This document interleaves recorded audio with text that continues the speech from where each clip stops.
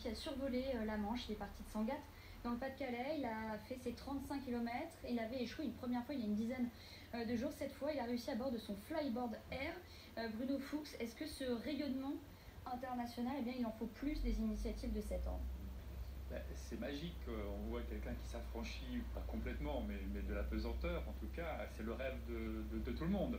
Donc non seulement il réalise un rêve, un imaginaire que dans de nombreux films on a essayé de concrétiser, mais surtout, moi, ce qui me plaît dans son expérience, c'est sa pugnacité et sa constance. C'est un autodidacte, il a quitté l'école, il a quelques problèmes de handicap, et malgré tout, au quotidien, il travaille, il réussit, il construit. Jusqu'à 16 heures par jour. Voilà. Et là, je l'écoutais à la radio ce matin, il part en Espagne parce qu'il continue à travailler, il a un show en Espagne, donc dès ce matin, il est, enfin, aujourd'hui, il est en Espagne pour travailler. Donc on voit que, pas quand on travaille on réussit, c'est pas ça, mais que l'important c'est que la constance, la capacité à tout le temps se remettre sur l'ouvrage.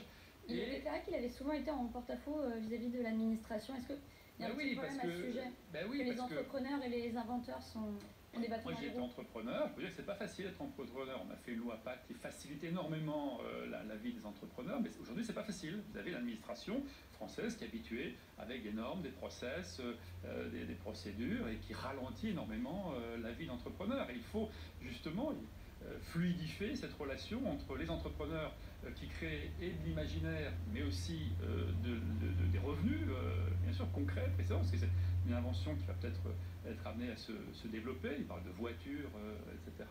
Et puis l'administration qui doit comprendre qu'aujourd'hui, il faut faciliter la vie des entrepreneurs et des citoyens en général. Merci Bruno Fuchs d'avoir été notre invité ce matin dans la